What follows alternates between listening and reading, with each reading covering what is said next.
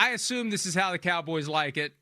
Our first story back, when we finally get around to talking about football after 6.5 weeks, is the fact that Micah Parsons has yet to get his contract. He showed up for training camp. I believe he should not have shown up, and we'll be talking about that. He's there. He's been not practicing all the time because of back tightness, which I support as well. Yeah. Use whatever leverage you can. That's right. They haven't paid him, though.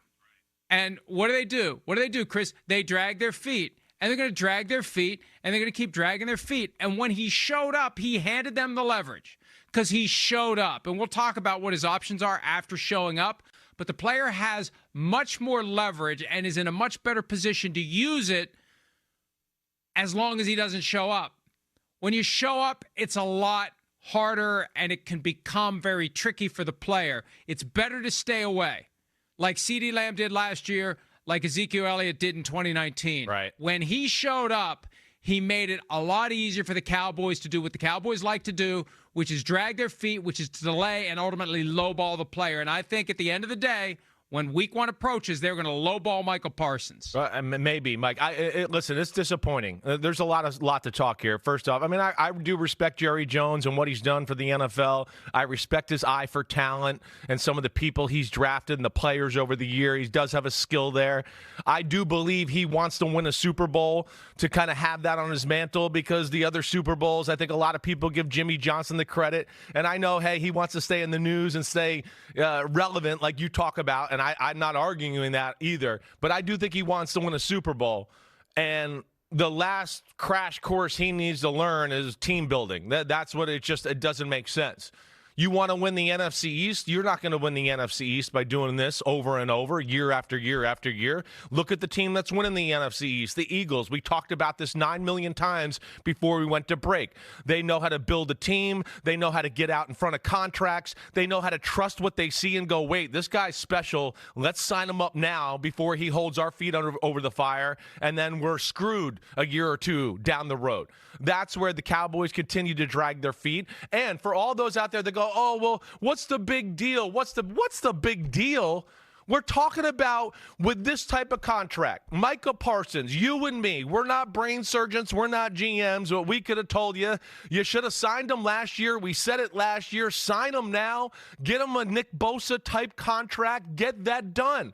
It's going to cost a lot more than that now on a yearly basis, just like it did with Dak Prescott and just like it did with CeeDee Lamb. And what does that do? That costs you 5, 6, 7 players on your roster of quality. Oh, Micah Parsons for $34 million instead of maybe $42 or $43 million a year? Yeah, that's 2 or 3 players over the course of a contract of a year. Out of that to Dak Prescott. And this is one of the problems with the Dallas Cowboys. You said it right. They dragged their feet and they screwed themselves in these situations more often than not. Yeah, you mentioned Nick Bosa. He was the standard bearer at the position, $34 million per year. Then came Max Crosby at $35.5. Then went Myles Garrett to $40, and then T.J. Watt goes to $41. Now, I think Micah Parsons, if he'd held out, I think Micah Parsons could have got $45 million or more per year. I think he's going to ultimately have to choose between playing for $24 million this year or something not far above T.J. Watt, 41, you don't think they'll 42. Do it? They're going to make him that last best offer. Okay. I think, and Chris, here's the hidden genius to the extent that there is genius involved. They didn't pay him last year when they could have gotten him for less than what they'd get him for now. Yeah. But they got him for $3 million last year, and that's never going away. The fact that they only paid him $3 million last year is just like the Bengals got away with a year of paying Jamar Chase around 5. Right. The Vikings got away with a year of paying Justin Jefferson around 3 or 4. If you can get a guy to not do that deal, to wait and play the 4th year of his first-round slotted contract as a first-round pick, that's a good deal for you. And they may do it again because they may get him this year for 24. If they make him their last best offer and he says, no, thank you, I'll wait till next year, and the number's going to be higher, they can look at it and say, yeah, the number's going to be higher, but we get him for $24 million this year. Yeah, we'll right. take that. Okay, we'll take him for the last 2 years of a 5-year deal at $27 million, and we'll worry about paying him more later. I could see at some level the logic of that, because all those cap dollars you save now get pushed over to the future when you do have to pay. I hear that too, but it's also not helping their case in investing in their football team and continuing to build it, because now we got to keep a chunk of change there for Micah Parsons in case he does take the contract we'd want him to take next year, and you can't team build appropriately, let alone you're paying more money on a yearly basis when all's said and done, again, to where you can't prepare for the future. And that's what we know the good teams are doing right now.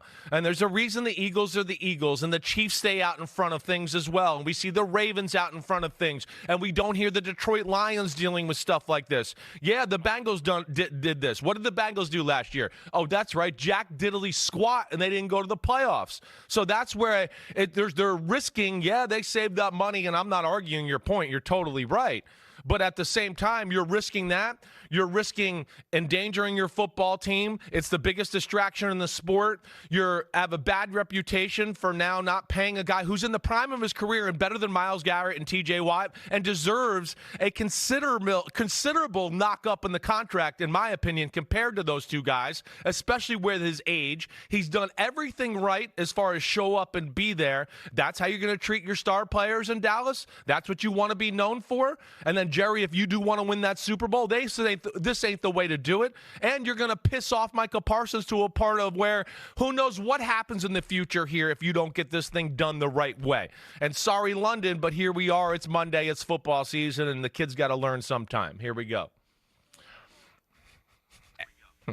I'm not disagreeing with you. We're on the same page. Yeah. I'm just saying if there's only one thing in this that makes sense, and I could see Jerry and Stephen Jones saying, hey, we delay this, we're only paying him $24 million in cash this year.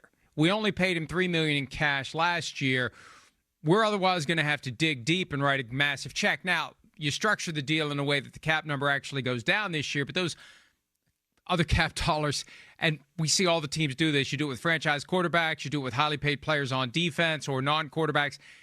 You get a low cap number early, but those dollars are going to show up at some point. And that's what you get into when you have multiple players who are at the top of their position, but he's going to be at the very top of the position. He's going to be the highest paid non-quarterback. They're going to have the highest paid quarterback with an asterisk because Josh Allen is actually getting paid more than Dak Prescott. But they're going to have one of the highest paid quarterbacks and the highest paid non-quarterback when it's all said and done. They have found a way, I think, to finesse this to maybe kick the can to next year. Just like they kicked the can with Dak Prescott all the way through his 4-year rookie contract because he wasn't a first-round pick, through 1 year of the franchise tag. They finally paid him entering the second year of the franchise tag.